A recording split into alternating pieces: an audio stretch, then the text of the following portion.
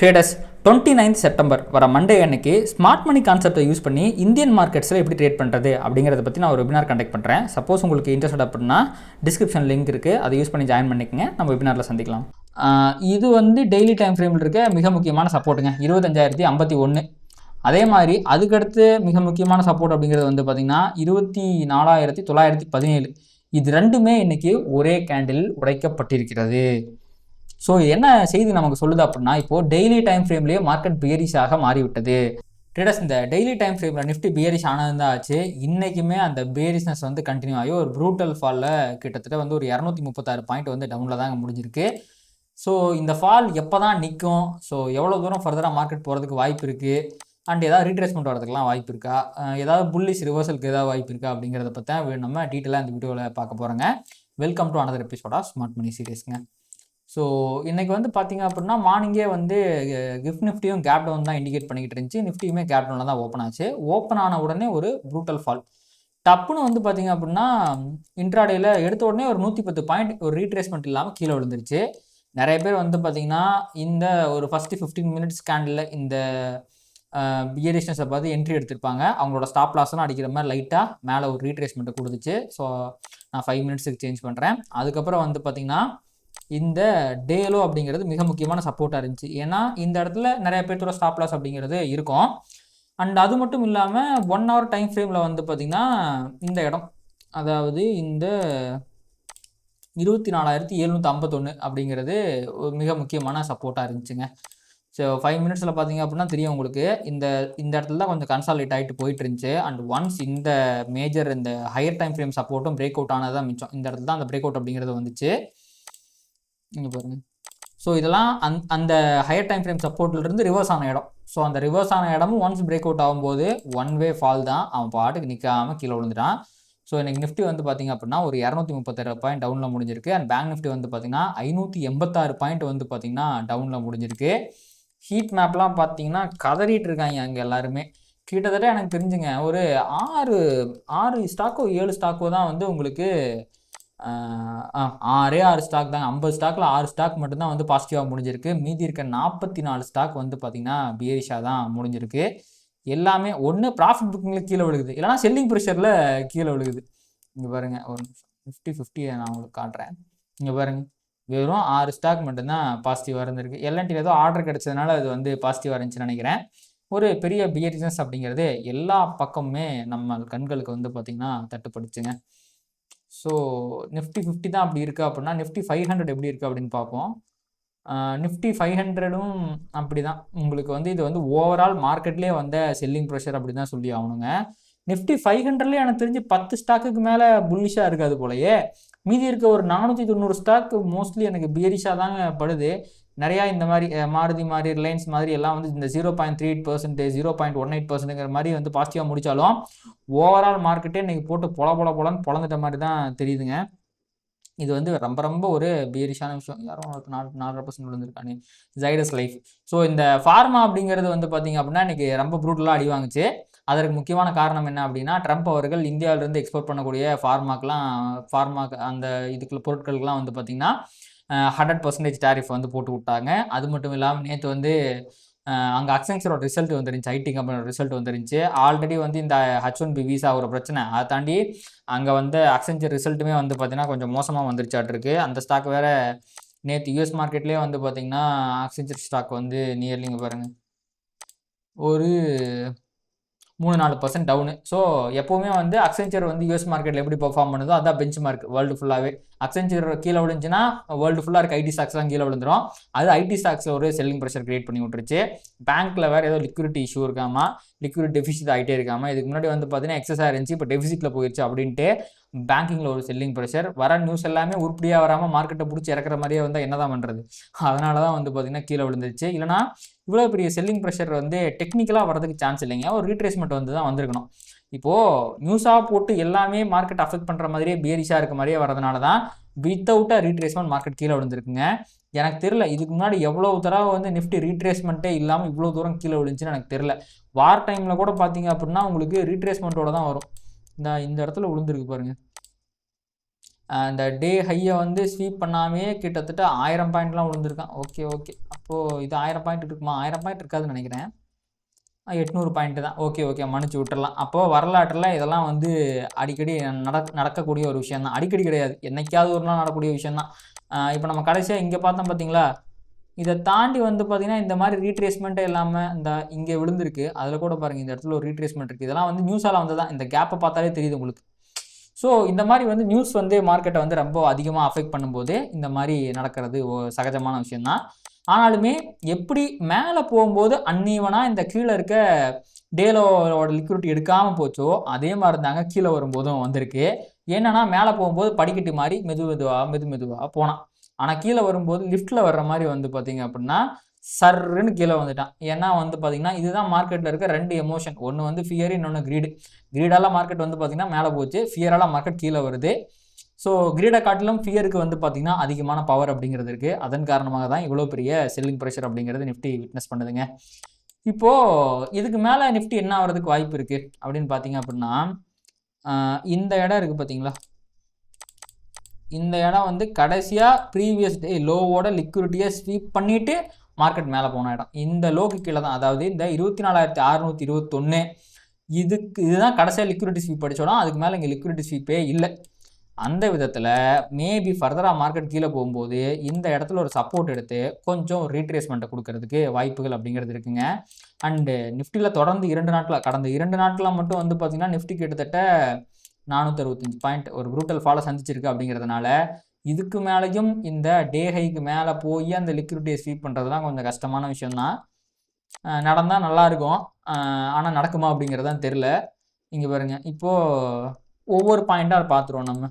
இப்போது இப்போ இருக்கிற மிக முக்கியமான சப்போர்ட் அப்படிங்கிறது 24,621 தான். இதுவும் வந்து பிரேக் அவுட் ஆச்சு அப்படின்னா என்னங்க ஏதோ ரொம்ப தூரத்தில் அவன் இருந்த மாதிரி இருந்துச்சு, டக்குன்னு பார்த்தா ரொம்ப பக்கத்தில் வந்துட்டான். ஏன்னா இதுதான் வந்து பார்த்தீங்கன்னா ட்ரான் லிக்விடிட்டியே அவனுக்கு 24,334. இதுதான் வந்து பார்த்தீங்கன்னா அவனுக்கு செல் சைட் லிக்விடிட்டி. அவனுக்கு இதுதான் அவனோட, அதாவது இங்கேருந்து விழுந்த மார்க்கெட்டோடைய டார்கெட்டே அதிகபட்சம் அவன் இவ்வளோ தூரம் தான் போக முடியும். அங்கே போய் அங்கே எப்படி ரியாக்ஷன் கொடுக்குறான் அப்படிங்கிறத பொறுத்து தான் வந்து அடுத்து ஃபர்தராக கீழே போகுமா இல்லை மேலே போகுமாங்கிறத சொல்ல முடியும். அதுக்கு பாருங்கள் எவ்வளோ சீக்கிரமாக வந்துட்டான். நேற்று ஏதோ தொலை தூரத்தில் இருக்கிற மாதிரி இருந்துச்சு.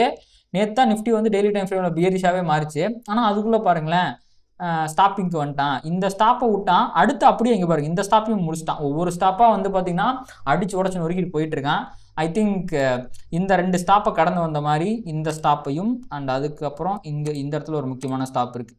அதாவது 24,621 அண்ட் 24,521 இது ரெண்டுமே வந்து பார்த்திங்கன்னா அந்த 100 பாயிண்ட் கரெக்டாக 21 இருக்குது. இந்த 2 பாயிண்ட்டுமே வந்து பார்த்திங்கன்னா மிக முக்கியமான சப்போர்ட்டாக இருக்கும். கண்டிப்பாக நிஃப்டியில் ஒரு சின்ன ரீட்ரேஸ்மெண்ட்டை கொடுக்கக்கூடிய பவர் இது 2க்குமே இருக்குது அப்படின்னு நான் நினைக்கிறேன். நடக்குமா அப்படிங்கிறத பொறுத்து தான் பார்க்கணுங்க. ஸோ ஓவராலாக வந்து பார்த்திங்கன்னா ப்ரூட்டல் செல்லிங் ப்ரெஷரில் மார்க்கெட் கீழே விழுந்திருக்கு. வீக்லியே பாருங்கள் ரொம்ப கர்ணகொடூரமாக இருக்கும். 2 வாரத்தை மொத்தமாக முழுங்கிருச்சு. எங்கல்ஃபிங் கேண்டில் வேறு போட்டிருக்கு. எல்லாமே மிகப்பெரிய பேரி சைன் தான். இப்போ இந்த நேற்று ஒரு ப்ராபபிலிட்டி கணக்கு போட்டிருந்தோம். இந்த 24,334 அப்படிங்கிற லெவலுக்கு போகிறதுக்கு 70% சான்ஸ் இருக்குது அப்படின்னு நான் சொல்லியிருந்தேன். இப்போ நான் அதை வந்து பார்த்திங்கன்னா 95% உயர்த்திடுறேங்க. ஒரே நாளில் எவ்வளோ பெரிய ஒரு ஜம்ப் அப்படிங்கிறது அடிச்சிருக்கு. மீதி இருக்க 5% தான் இதை தொடாமல் மேலே போகிறதுக்கு வாய்ப்பு இருக்குது இங்கே நடந்த ப்ரைஸ் ஆக்ஷனை பார்க்கும்போது. ஸோ கண்டிப்பாக இங்கே வந்துடும். எனக்கு என்னமோ அவன் இதையும் தாண்டி புனிதமானது அப்படிங்கிற மாதிரி இன்னுமே கொஞ்சம் கீழே போவான் அப்படின்னு நான் நினைக்கிறேன். ஸோ நம்ம நேற்று வந்து ஒரு கேள்வி கேட்டிருந்தவங்க எல்லாத்துக்கிட்டையுமே இது வரைக்கும் போகுமா அப்படின்ட்டு 25,334 போகுமா என்ன நினைக்கிறீங்க அப்படிங்கிறன்ட்டு. ஆனால் இன்றைக்கி நான் சொல்கிறேன் கண்டிப்பாக அது போயிடும். அடுத்த வாரமே போகும் அப்படிங்கிறதெல்லாம் நான் சொல்லலை. பட் இங்கே ஃபார்ம் ஆகிருக்க ப்ரைஸ் ஆக்ஷனுக்கு இந்த இடத்துல ஏகப்பட்ட லிக்விடிட்டி இருக்குது. அதை அடிக்காமல் வந்து பார்த்திங்கன்னா ப்ரைஸால் இதுக்கப்புறம் இருக்க முடியாது. ஸோ கண்டிப்பாக இங்கே போயிடும். என்னுடைய கேள்வி என்னன்னா, இப்போது இதை தாண்டி வீக்லி டைம் ஃப்ரேமில் இருக்க அடுத்த சப்போர்ட் அப்படிங்கிறது 23,936 கிட்ட தான் இருக்குது. அப்போது இந்த சப்போர்ட்டை தாண்டியும் இந்த லிக்விடிட்டி தாண்டி அடுத்த லெவல் ஆஃப் லிக்விடிட்டி வந்து இந்த 936 கிட்ட இருக்குது. இது வரைக்கும் போகுமா, நீங்கள் என்ன நினைக்கிறீங்க அப்படிங்கிற உங்களுடைய கருத்தை கமெண்ட்ஸில் சொல்லுங்கள். எத்தனை பேர் வந்து ரொம்ப பீரிஷாக இருக்கீங்க அப்படிங்கிறத பற்றி பார்ப்போம். அண்டுங்க இந்த இடம் இருக்குது பார்த்தீங்களா, இது வந்து இந்தியா பாகிஸ்தான் வரப்போ கேப் டவுனில் ஓப்பன் ஆகி மேலே போன இடம். என்றைக்குமே வந்து பார்த்திங்கன்னா டெய்லி டைம் ஃப்ரேமில் நான் அடிக்கடி இதை சொல்லியிருப்பேன். டெய்லி டைம் ஃப்ரேம் கேண்டிலுக்கு கீழே வந்து பார்த்திங்க அப்படின்னா விக் இல்லாமல் இருந்துச்சுன்னா அங்கே ஏகப்பட்ட பேர்த்தோட ஸ்டாப் லாஸ் அப்படிங்கிறது இருக்கும் அப்படின்ட்டு அதை அடிக்கிறதுக்காக மோஸ்ட்லி ப்ரைஸ் வந்துடும். அதன் காரணமாகவும் ப்ரைஸ் வந்து இந்த 23,936 வரைக்கும் போகிறதுக்கான வாய்ப்புகள் அதிகமாக கொண்டே வருகிறதுங்க. ஸோ கண்டிப்பாக உங்களுடைய கமெண்ட்ஸை சொல்லுங்கள் போகுமா அப்படின்ட்டு. ஸோ பார்க்கலாங்க. இப்போதைக்கு வந்து பார்த்தீங்கன்னா டெய்லி டைம் ஃப்ரேமில் பியரிஷ் ஆயிடுச்சு. நிஃப்டிக்கு ஒரு சின்ன ரீட்ரேஸ்மெண்ட் அப்படிங்கிறது தேவைப்படுது. அந்த ரீட்ரேஸ்மெண்ட் வந்துச்சுன்னா இன்னும் ஜாலியாக நிஃப்டி வந்து கீழே விழுகும். ரீட்ரேஸ்மெண்ட் வராமல் கீழே விழுந்துச்சுன்னா வரக்கூடிய ரீட்ரேஸ்மெண்ட் வந்து பார்த்தீங்கன்னா கொடூரமாக இருக்கும். அந்த ரீட்ரேஸ்மெண்ட்டை பார்த்து முக்கால்வாசி ரீட்டைல் ட்ரேடர்ஸ் வந்து இதுக்கு மேலே மார்க்கெட் விழுகாது, மேலே தான் போக போகுது அப்படின்ட்டு பொசிஷன் எடுப்பாங்க. அவங்களையும் ட்ராப் பண்ணிட்டு திருப்பி வந்து பார்த்தீங்கன்னா அல்டிமேட்டாக 334 வரைக்கும் வந்துடும். ஸோ இதான் வந்து பார்த்தீங்கன்னா நடக்கிறதுக்கு வாய்ப்பு இருக்குது. எப்படி நடக்க போகுது, எவ்வளோ நேரத்தில் நடக்க போகுது அப்படிங்கிறத பொறுத்திருந்து பார்க்கலாங்க. ஸோ இதோட நம்ம நிஃப்டியை முடிச்சுக்கலாம். அடுத்து பார்த்தீங்கன்னா பேங்க் நிஃப்டி வந்து பார்த்தீங்கன்னா உங்களுக்கு 1 hour டைம் ஃப்ரேமில் உங்களுக்கு காட்டினா தெரியும். இந்த லிக்விடிட்டியை ஸ்வீப் பண்ணது தாங்க மிச்சம். 1 hour டைம் ஃப்ரேமில் இந்த இடத்துல லிக்விடிட்டி ஸ்வீப் அடித்தான், ஒரு ஃபேர் வேல்யூ கேப்பை போட்டான். அதெல்லாம் வந்து அவன் வந்து அந்த ஃபேர் வேல்யூ கேப்புக்குள்ளே வந்து ரிவர்ஸ் ஆகணும்னு கூட நினைக்கல. அவன் பாட்டுக்கு கீழே விழுந்துட்டு இருக்கிறான். அண்டு டெய்லி டைம் ஃப்ரேமில் பேங்க் நிஃப்டி இன்றைக்கி தாங்க பேரிஷாக மாறுது. இதை தாண்டிடுச்சு. அப்போது பேங்க் நிஃப்டியும் டெய்லி டைம் ஃப்ரேமில் பேரிஷாக மாறிடுச்சு. அண்டு இதுக்கப்புறம் ஏதாவது ரீட்ரேஸ்மெண்ட் வந்துச்சுன்னா பேங்க் நிஃப்டிலையுமே வந்து பார்த்திங்கன்னா அது செல் அண்ட் ரைஸ் மோடில் கீழே விடுறதுக்கு தான் வாய்ப்பு இருக்குது. அப்படி ப்ரைஸ் வந்து ரிவர்ஸ் ஆகக்கூடிய இடம் அப்படின்னு பார்த்தீங்க அப்படின்னா இப்போதைக்கு இது எல்லாமே ரெட்டாகவே இருக்கே. கடைசியாக இருக்கிற இந்த ஆர்டர் பேக் தான் நம்ம சொல்லி ஆகணும். இங்கே பாருங்கள், இந்த ஆர்டர் பிளாக் ரேஞ்சுக்குள்ளே, அதாவது மேபி ப்ரைஸ் வந்து இந்த 55,000 55,300 வரைக்கும் போகும்போது ஒரு ரிவர்ஸலை நம்ம எதிர்பார்க்கலாங்க. ஆனால் இவ்வளோ தூரம் போகிறதுக்கே வந்து பார்த்திங்கன்னா பேங்க் நிஃப்டி இன்னொரு 600 பாயிண்ட் மேலே போகணும். இப்போ இருக்க கண்டிஷனுக்கு 600 பாயிண்ட்டாக பார்க்கலாம். போனால் நல்லாயிருக்கும். போனால் ரிவர்சல் வர்றதுக்கு வாய்ப்பு இருக்குது. அது இல்லாமல் அப்படியே கீழே விழுகிறான்னா வேடிக்கை தான் பார்க்கணும். எப்படி நிஃப்டி மேலே போகும்போது வேடிக்கை பார்க்கணும்னு சொன்னோம், அதே தான் நான் எப்பவும் சொல்கிறேன். ப்ரைஸ் ஆக்ஷனுங்கிறது ஒன்று தான். ப்ராப்பரான ப்ரைஸ் ஆக்ஷன் இல்லாமல் இப்படிலாம் போகக்கூடாது. ட்ரெண்ட் அப்படிங்கிறது நான் அடிக்கடி சொல்லுவேன், அதில் 2 கேண்டிலுமே இருக்கணும். க்ரீன் கேண்டில், ரெட் கேண்டில் ரெண்டுமே இருக்கணும். ஸோ இங்கே வந்ததெல்லாம் ப்ராப்பரான ட்ரெண்ட். உங்களுக்கு நிறைய க்ரீன் கேண்டில்ஸை நீங்கள் பார்க்க முடியும். கிராஜுவலாக ஸ்லோ அண்ட் ஸ்டடியாக மார்க்கெட் கீழே போச்சு. அப்படி இல்லாமல் இங்கே பாருங்கள், இங்கே போனதும் ஒரு ப்ராப்பரான ட்ரெண்டு கிடையாது. ஏன்னா மோஸ்ட்லி டெய்லியுமே வந்து கேப் அப் அப்படி இப்படியே போயிட்டு இருந்தான். இங்கே வந்ததும் ப்ராப்பரான ட்ரெண்டு கிடையாது. ஏன்னா அவனுமே வந்து ரீட்ரேஸ்மெண்ட்டே இல்லாமல் ப்ரீவியஸ் டேயில் இருக்க லிக்விடிட்டி எடுக்காமல் போயிட்டு இருக்கான். அப்போ எத்தனை பேர் இப்போது உதாரணத்துக்கு இந்த இடத்துல ஷார்ட் அடிச்சவங்களாம் இப்போ கொள்ளையாக ப்ராஃபிட்டில் இருப்பாங்க. அவங்களோட ப்ராஃபிட்டெல்லாம் வந்து ஸ்மார்ட் மணி எடுக்காமல் அப்படிலாம் கீழே போயிடாது. ஸோ என்னதான் நியூஸ் இருந்தாலும் ஒரு புஷ்ஷை போட்டு ப்ரைஸை கண்டிப்பாக ஒரு ரீட்ரேஸ்மெண்ட்டுக்கு மேலே கொண்டு வருவாங்க. அந்த இடத்த நம்ம வந்து சரியாக எடுத்துட்டோம் அப்படின்னா ஃபர்தராக வந்து கீழே போக போகிற ஒரு மிகப்பெரிய ஃபாலை வந்து பார்த்திங்கன்னா நம்மளால் கேப்சர் பண்ண முடியும். அதை விட்டுறாதீங்க. ஓகே, அடுத்து வந்து பார்த்திங்கன்னா பேங்க் நிஃப்டியும் நம்ம பார்த்துட்டோம். ஏன்னா பேங்க் நிஃப்டியுமே டெய்லி டைம் ஃப்ரேமில் பேரிஷ் ஆகிடுச்சு. ஃபர்தராக கீழே போகிறதுக்கு தான் வாய்ப்பு இருக்குது. அடுத்து இருக்கக்கூடிய மிக முக்கியமான சப்போர்ட் அப்படின்னு பார்த்திங்கன்னா பேங்க் நிஃப்டியை பொறுத்த வரைக்கும் இந்த 54,076 அண்ட் ஃபாலோட் பை 53,716 இந்த கோடும், அதாவது 53,716, 54,076 இது எல்லாமே வந்து பார்த்தீங்கன்னா ஃபர்தராக சப்போஸ் இதுக்கப்புறம் மார்க்கெட் கீழே போகுது அப்படின்னா இந்த இடம்லாம் வந்து பேங்க் நிஃப்டிக்கு ஒரு சப்போர்ட்டை ப்ரொவைட் பண்ணுறதுக்கு வாய்ப்பு இருக்குங்க. இதுதான் நிஃப்டி அண்ட் பேங்க் நிஃப்டியை பொறுத்த வரைக்கும் நல்லா வரும். பயங்கர கலவரமாக இருக்குது. அடுத்து அப்படியே நம்ம பிட்காயினுக்கு போயிடலாங்க. ஸோ பிட்காயின் வந்து பார்த்திங்கன்னா டார்கெட்டு கீழே இருக்கிற அந்த லிக்விடிட்டியை வந்து பார்த்திங்கன்னா டச் பண்ணிடுச்சு. டெய்லி டைம் ஃப்ரேமில் இருக்க லிக்விடிட்டி டச் பண்ணிடுச்சு. ஆனால் சோகம் என்னன்னா நண்பர்களே, ஒரே நாளில் எப்படி நிஃப்டி வந்து பொழந்துட்டு கீழே விழுந்தானோ, ஒரு வாரத்தில் விழுந்தானோ, பிட்காயின் ஒரே நாளில் மிகப்பெரிய டவுன்ஃபாலை கொடுத்து இவ்வளோ பெரிய கேண்டில் போட்டு கீழே முடிஞ்சிட்டான். எல்லா டைம் ஃப்ரேம்லையுமே வந்து பார்த்திங்கன்னா பிட்காயினும் பேரிஷாக மாறிவிட்டது. ஸோ அதனால் வந்து பார்த்திங்கன்னா இப்போதைக்கு ஒரு பாசிட்டிவிட்டிலாம் எதிர்பார்க்க முடியாது. செல் அண்ட் ரைஸ் தான். இங்கே பாருங்கள், இந்த இடம் தான் மேபி 4 ஹவர்லையோ இல்லை 1 ஹவர்லையோ மாற்றி பார்ப்போம். இப்போதைக்கு இந்த பிரேக்கர் பிளாக் தாங்க. சாரி, இது வந்து ஒரு ஆர்டர் பிளாக், பிரேக்கர் பிளாக் இல்லை.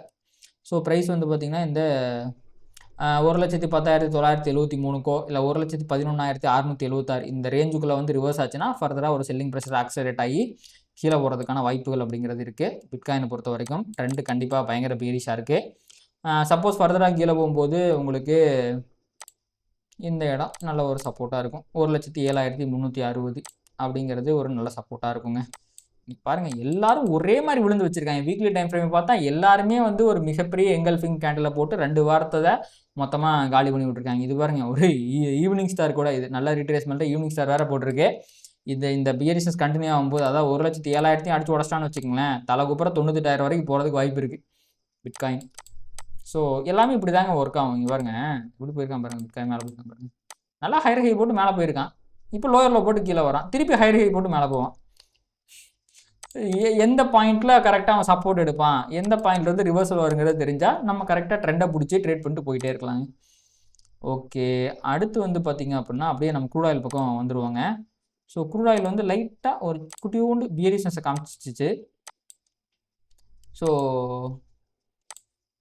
டெய்லி டைம் ஃப்ரேமில் பாருங்கள், இந்த ப்ரீவியஸ் டே ஹைக்கு மேலே இருக்க லிக்விடிட்டி ஸ்வீப் பண்ணிவிட்டு கீழே வந்துட்டு இருக்கு. ஆக்சுவலி இதுதான் வந்து பார்த்திங்க அப்படின்னா க்ரூட் ஆயிலுக்கு இருந்த மேலே இருந்த பை சைடு லிக்விடிட்டி, அதை தாண்டி வந்து பார்த்திங்கன்னா ஒரு இன்டியூஸ்மெண்ட்டை கொடுத்துட்டு கீழே வந்துட்டு இருக்கு. ஸோ இப்போதைக்கு வந்து பார்த்திங்கன்னா ஒரு சின்ன மொமெண்டம் அப்படிங்கிறது பீரிஷா மாதிரி இருக்குது. ட்ரெண்டெல்லாம் என்ன பீரிஷா மாதிரில, மொமெண்டம் தான் பீரிஷா மாதிரி இருக்குது. ஏன்னு கேட்டிங்க அப்படின்னா இங்கே பாருங்கள், இந்த இடத்துல இருக்க புல்லிஷ் ஃபேர் வேல்யூ கேப்பை ப்ரைஸ் தாண்டிட்டு ஒரு இன்வெர்ஸ் ஃபேர் வேல்யூ கேப்பை போட்டிருக்கு. ஸோ அன்டில் இந்த இன்வெர்ஸ் ஃபேர் வேல்யூ கேப்புங்கிறது, அதாவது இந்த ப்ரைஸ் வந்து இந்த 64.99, ஸோ 65க்கு கீழே இருக்க வரைக்கும் அந்த மொமெண்டம் அப்படிங்கிறது கண்டினியூ ஆகும். அண்ட் ப்ரைஸ் வந்து இந்த 64.07ங்கிற லெவலில் பிரேக்கப் பண்ணிருச்சு அப்படின்னு வச்சுக்கோங்களேன், ஃபர்தராக செல்லிங் ப்ரெஷர் வந்து இந்த 63.25 வரைக்கும் போகிறதுக்கு வாய்ப்புகள் அப்படிங்கிறது இருக்குது. அண்ட் ப்ரைஸுக்கு வந்து பார்த்திங்கன்னா இதுக்கு மேலே லிக்விடிட்டியே இல்லைங்க. ஸோ இந்த 65.40க்கு மேலே லிக்விடிட்டி இல்லை, நான் ஆல்ரெடி இங்கே இருக்கிற லிக்விடிட்டிலாம் எடுத்துகிட்டு தான் வந்திருக்கு. ஸோ இதுக்கு மேலே லிக்விடிட்டி இல்லைனா இதுக்கு மேலே ப்ரைஸ் போக வேண்டிய தேவையில்லை. ஆனால் அதையும் மீறி ப்ரைஸ் போகுதுன்னா கண்டிப்பாக அதால் இந்த 66.05 வரைக்கும் ஈஸியாக போக முடியும். ஸோ இன்றைக்கி டேக்கான ஹையை ப்ரைஸ் தாண்டும் போது ஃபர்தராக 66.05 வரைக்கும் போகும். அதே மாதிரி இப்போ இந்த பிகரிஷ் மொமெண்டம் வந்து பிக்கப் ஆகி கீழே போகுது அப்படின்னா இந்த 64.07 வரைக்கும் போகிறதுக்கு வாய்ப்பு இருக்குது. அதுவும் பிரேக் ஆச்சுன்னா ஃபர்தராக 63.25 வரைக்கும் போகிறதுக்கான சான்சஸ் அப்படிங்கிறது இருக்குங்க. ஸோ இதான் வந்து பார்த்திங்கன்னா க்ரூட் ஆயிலை பொறுத்த வரைக்கும் நிலவரம். அண்டு கோல்டு ரொம்ப நேரமாக கன்சால்டேட் தான் ஆகிட்டு இருக்குது. இந்த 4 ஹவர் ஃபேர் வேல்யூ கேப்பை வந்து பார்த்திங்கன்னா ப்ரைஸ் ரெஸ்பெக்ட் பண்ணி அதுலேருந்து ரிவர்ஸ் ஆகி உங்களுக்கு வந்து பார்த்திங்கன்னா அந்த ஃபேர் வேல்யூ கேப்புகளே கன்சால்டேட் ஆகிட்டு இருக்கு. விச் மீன்ஸ் இன்னும் செல்லிங் ப்ரெஷர்லாம் வந்து வரதுக்கு டைம் ஆகும் அப்படிங்கிற மாதிரி சொல்லுதாட்டிருக்கு. இந்த லோ உடைக்கப்படாமல், அதாவது இந்த லோ இருக்குது பார்த்தீங்களா 3718 ஆர் 3712, இது ரெண்டும் உடைக்கப்படாமல் கோல்டில் ஃபர்தரான செல்லிங் ப்ரெஷர் வராது. இப்படியே கன்சால்டேட் ஆகிட்டு அப்படியே மேலே போகிறதுக்கு கூட அதிகமான வாய்ப்புகள் இருக்குது. அண்ட் இதை தாண்டி இப்போ வேர்ல்டு மார்க்கெட் மொமெண்டமும் ஒன்றும் சொல்லிக்கிற மாதிரி இல்லைங்க, எல்லாம் பீரிஷாக தான் சுற்றிக்கிட்டு இருக்கு. நாஸ்டாக் கீழே விழுந்துட்டுருக்கு, டவ் ஜோன்ஸ் S&P கீழே விழுந்துட்டுருக்கு, டவ் ஜோன்ஸும் கீழே விழுறதுக்கு தயாராகிட்டு இருக்குது. பட் யூரோப்பியன் ஃபியூச்சர்ஸ்லாம் கொஞ்சம் நல்லா தான் இருக்குது. நிஃப்டிக்கு ரீட்ரேஸ்மெண்ட் வேணும் நம்ம எதிர்பார்த்துட்டு இருக்கு. இந்த சமயத்தில் நான் அதெல்லாம் கொடுக்க மாட்டேன் அப்படிங்கிற மாதிரி யூஎஸ் மார்க்கெட் அதுக்கு வந்து விடாமல் பண்ணிக்கிட்டு இருக்கு. என்ன போகுது அப்படிங்கிறத பொறுத்து வந்து பார்க்கலாங்க. அண்ட் இந்த மாதிரி மார்க்கெட்டை வந்து பார்த்திங்கன்னா ப்ராப்பராக அனலைஸ் பண்ணி ட்ரேட் பண்ணணும் அப்படின்னு நினச்சிங்கன்னா இந்த மென்டர்ஷிப் ப்ரோக்ராம் நீங்கள் ஜாயின் பண்ணிக்கலாம். அதை தாண்டி வந்து பார்த்திங்கன்னா உங்களுக்கு இந்த வீடியோ பிடிச்சிருக்கு அப்படின்னா இதை லைக் பண்ணுங்கள், கமெண்ட் பண்ணுங்கள், அண்ட் ட்ரேட் பண்ணுற மற்ற நண்பர்களுக்கும் ஷேர் பண்ணுங்கள். அது யூடியூப் அல்காரிதம் ட்ரிகர் பண்ணி நம்ம நிறையா பார்வையாளர் நம்ம சேனல் கொண்டு சேர்க்கும். நன்றி.